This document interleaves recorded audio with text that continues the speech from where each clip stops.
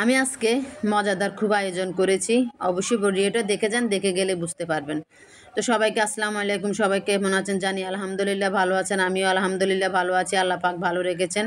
তা আজকে একটু আবার বাজারে গিয়েছি, কারণ সামনে কোরবান চলে আসতেছে। যেমন পেঁয়াজের দাম বাড়বো তেমন মশলার দাম বাড়বো, তখন আমি তো আর কোরবান দেই না, যাই কিনে আনা হয় তাও তো খেতে হবে। আলহামদুলিল্লাহ রিজিকে যা আছে তাই খাইতে হবে। তো সেজন্য একটু মাই মশলা আনতে গিয়েছিলাম।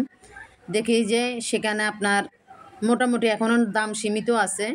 যাই হোক, যাই আনছি আলহামদুলিল্লাহ ভালোই আনছি। একটু পেঁয়াজ, আদা, রসুন যা যা যাবতীয় লাগছে নিয়ে আসলাম।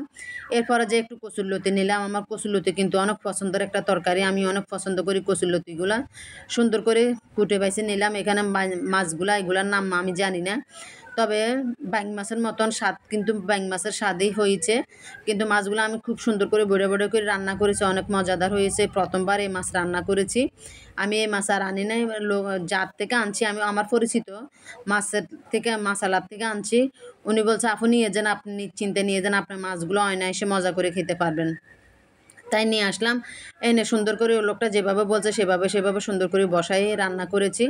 এখানে আবার আমি কচুরলতি নিয়ে আসলাম। কচুরলতিগুলো সুন্দর করে কুটে টুটে নিয়েছি। একটু চিংড়ি মাছও নিয়ে আসলাম। চিংড়ি মাছগুলো সব চিংড়ি মাছ দিয়ে দিছি, কারণ এই কচুরলতিটা আমার আজকে অনেক দিন খেতে ইচ্ছে করতেছে, আমি খাইতে পারতেছি না। কারণ এই কচুরলতি খেতে যাইলে আমি আমার বড় মেয়ের কথা মনে পড়ে, আর খেতে পারি না। আমার মেয়েটা অনেক পছন্দ করতো, সে কারণে আমিও আজকে 2 বছর এই কচুরলতি খাই না। যাই হোক, আজকে নিয়ে আসলাম। কি করব, বুকে পাথর চাপা দিয়ে কচুরলতি দিয়ে ভাত খেয়েছি। কি করব, কিছুই করার না। যে ছেড়ে চলে গেছে, আমরা তো কেউ থাকবো না, আজ না হয় কাল চলেই যাব, সেই কথা ভেবে বুকে চাপা দিয়ে ভাতগুলা খেয়েছি।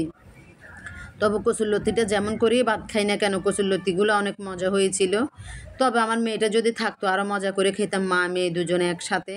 আমার মেয়েরও অনেক একটা পছন্দের তরকারি ছিল এই কচুরলতিটা। আমরা মা মেয়ে দুজনে পছন্দ করি, আমার হাজব্যান্ডও পছন্দ করে। তো এগুলো সুন্দর করে রান্না করছি। আবার চিংড়ি মাছটা নিয়ে আসলাম, রসুন নিয়ে আসলাম। এগুলো আজকে সব আনছি। আমি সবসময় তরতাজাটাই বেশি পছন্দ করি। আমার ফ্রিজ আছে ঠিক আছে, কিন্তু আমি ফ্রিজে খুব কমই তরকারি রাখি। যে কোনো জিনিস ফ্রিজে বেশি দিন রাখলে মজা থাকে না। আপনারাও ফ্রিজে বেশি দিন যে কোনো জিনিস রাখবেন না। অনেকে দেখি যে একদম বস্তা ভরে নিয়ে আসি, ফ্রিজে রাখি দেয় মাসকে মাস, দিনকে দিনের জিনিস হাজার মজা করে রান্না করেন, আমরা খেয়ে মজা পাবেন না। ওই জিনিস কখনো মজা থাকে না।